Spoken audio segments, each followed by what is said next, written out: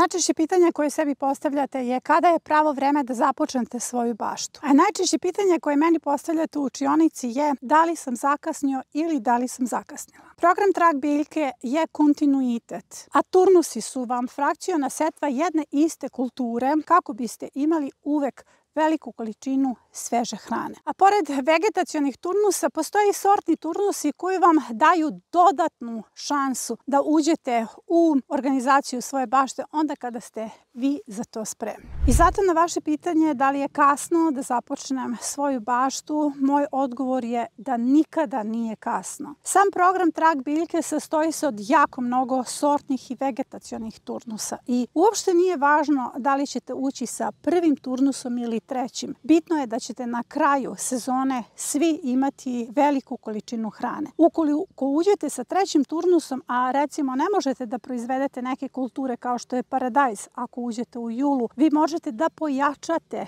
neku drugu kulturu i na taj način imati dobar bilans hrane. To znači da i usred leta možete da postavite baštu ukoliko ste tada doneli odluku ili ukoliko se stvorili uslovi za postavku vaše prve bašte. Nije bitno da li ćete postaviti no-dig sistem, on je definitivno najlakši zato što je to montažna bašta. Možete da postavite i zemljanu baštu. Samo je važno da se pokrenete. Zato što imamo jako mnogo turnusa usred kojih možete ući i obaviti setvu. Kada sam započela svoju prvu baštu, meni su strašno smetali ti rokovi. Govorili su mi, ako ne poseješ do tog roka, ti nećeš ubrati tu kulturu. Ako ne poseješ tikve u određenom roku ili mahunarke, ti prosto nećeš imati berbu. Ja sam sve te rokove pobila u praksi, stvorila program koji je pun slobode. Taj program je pre svega mene oslobodio i sada ćemo kratko preći osnovne životne namirnice koje možete uzgajati tokom čitave godine, odnosno možete ući u program bašte onda kada se za to stvore vaši uslovi. Salate se uzgajaju u turnusima i za salate zaista ne možete da zakasnite ukoliko poznajete sortne turnuse. Zato u kalendarima, kada je potrebno da poznajete određene sorte, ja vam naglasim da li je u pitanju letnja ili zimska sorta. Jedna biobašta može i treba da ima veliku količinu salata tokom čitave godine. Dakle, ovo je jedna od kultura za koje ne možete da zakasnite. Ovo su sadnice blitve i cvekle koju bi trebalo da imate tokom čitave godine zato što bukvalno u svakom trenutku možete ubaciti sadnice i dobiti plodove. Jedini period kada cveklu ne možemo da beremo jeste period decembar i januar. Tada biljka stagnira u bašti, odnosno ne razvija se, ali je vrlo otporna na minuse i može izdržati do -20. Grašak semo od 1. marta u sortnim turnusima. Imamo nekoliko turnusa i puno predavanja na temu graška, ali ukoliko i niste uspjeli sa uzgojem graška u prolećnom prvom turnusu, sada ćemo od 15. jula imati novu setvu graška, prema tome grašak vas svakako čeka. Setva boba za idealnu berbu je od 1. marta, možete ga sejati čak 1. do 15. juna, provereno. Nakon toga nemojte da sejete bob, zato što neće dospeti za berbu do prvog mraza, prvi mraz ga onda baš uništi. Kupusarice su posebna priča, njih počinjemo da sejemo u decembru, nakon toga imamo majski rasadnik. Bilo bi dobro da ne propustite majski rasadnik, zato što nas majski rasadnik priprema zapravo za zimsku zonu. Iako nemate dovoljno sadnica, vi jednostavno ne možete da postavite zimsku zonu. Jako je važno da od 25. maja postavite majski rasadnik i tada ćete imati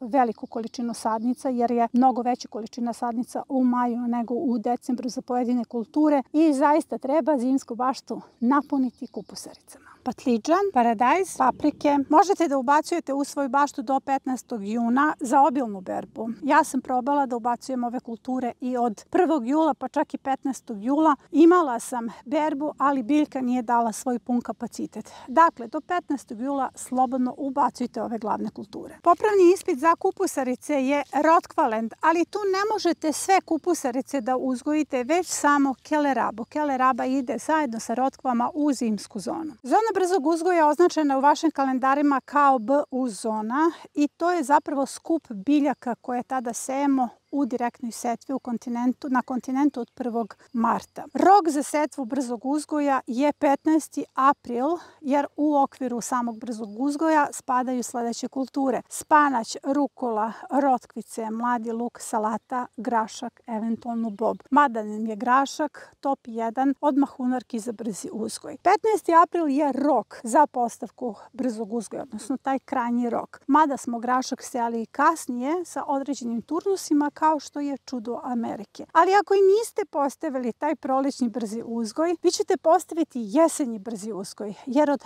15. jula sve to ponavljamo. A zonu brzog uzgoja postavljamo na jesen od 15. jula, a završavamo rok 15. avgusta za funkcionalne rezultate.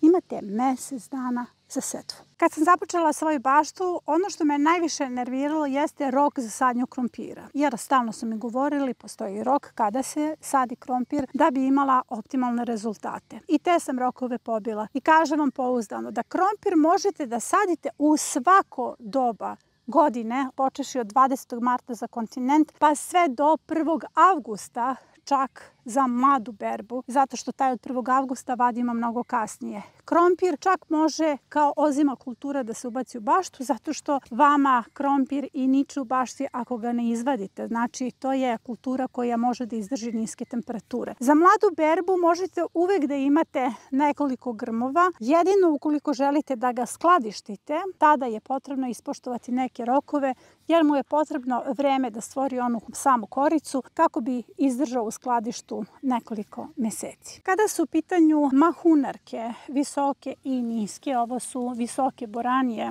ubačene zajedno sa krompirom, tada zaista nemate neke fiksne rokove, zato što počinjemo direktnu setvu u bašti od 25. aprila, završavamo 1. avgusta. Imate 8 turnusa, čak i mogućnost da imate više turnusa, dakle u bilo kom trenutku u sezoni da uđete u svoju baštu, vi mahunarke možete da sejete obilno i to svih sorti. Možete da sejete i pasulj, ne samo boranije, zato što sam ja 15. jula posejala pasulje i imala obilnu berbu mladog pasulja. 68 kg mladog pasulja sam ubrala iz jesenje zone. Kada je u pitanju setva lukova, stvari stoje ovako. Ubacujemo od 1. marta luk za mladu berbu i staru berbu za glavičenje. Luk za mladu berbu možete ubacivati tokom cele godine. Dakle, vi možete uvek imati veliku količinu mladog luka i usred leta. Zato je važno da uvek imate dovoljnu količinu lučica. Kada je u pitanju luk za staru berbu, možete slobodno da ga ubacujete do 15. maja i imat ćete zaista dobre glavice.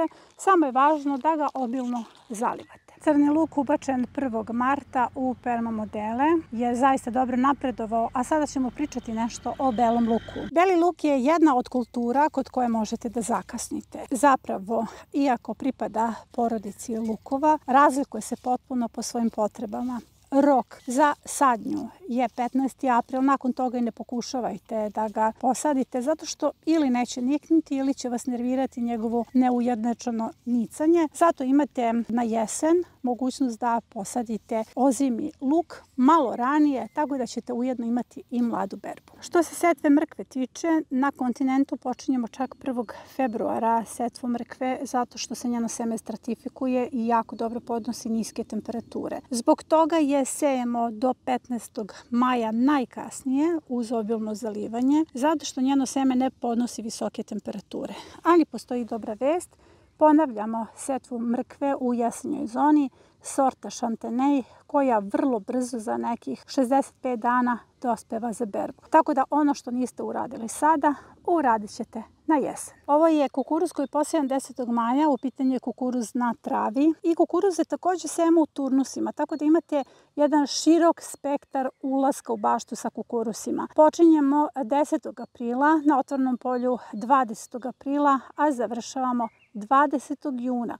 20. juna kada posejete kukuruz, vi ćete imati mladu berbu, berbu za kuvanje jer je jako važno da rasporedite sve te turnuse kako vam ne bi ogromna količina kukuruza došlo odjednom i onda sve to morate da strpate u zamrzivač. Ovo su tikve na travi, odnosno prvi rezultat istoimene epizode sadnja tikava na travi. Naravno da ću ovdje da napravim redukciju, mogu ostati samo 2 biljke, ali za sad mi je lepo da ih gledam, prebacit ću ih u neki od narednih perma modela. Kada su u pitanju tikve, tu sam u praksi pobila rokove, zato što mi je 15. jula jedne godine grad potpuno uništio tikve. Ja sam tada odlučila da ubacim seme pa šta bude i bilo je svašta, bila je obilna berba. Dakle, mi nismo kompetentni da dajemo rokove. Rokove daje isključivo sezona i priroda. Ista je priča i sa lubenicama i dinjama. Možete da ih ubacujete sve do 15. juna. Što se tikvica tiče, imamo 8 turnusa u bašti. U neki od tih turnusa svakako možete upasti. Počinjemo 25. aprila, poslednji turnus 1. do 10. avgusta sorta bolognese. Razilog možete da sejete tokom cele godine i da ubacujete u baštu. Biljka za koju nemate apsolutno nikakvo ograničenje, samo je pitanje u kojoj ćete sortu ubaciti. Kada su u pitanju krastavci, njihovu setvu radimo od 25. aprila pa sve do 1. avgusta. Kad god uđete u setvu možete posijati krastavce. A ja vam s razlogom snimam grašak na mreži, zato što iza graška idu kornišoni i pogledajte kako sam ja sebi već pripremila uslove za jesenju zonu. I ako mi postavite pitanje kako ću kad nemam sadnica, moj odgovor je sledeći. Prvo, radite sve što možete iz direktne setve, a mnogo toga možete u direktnoj setvi. Drugo, jednom kada krenete, treba da obezbedite uvek veliku količinu sadnica, onoga što se može sejati u tom momentu, tada ste kreativni. I treće, sadnice uvek možete da kupite zato što u nekim rasadnicima ili na pijaci uvek ima sadnica u ponudi. Nema izgovora, bitno je samo da počnete sa svojom baštom.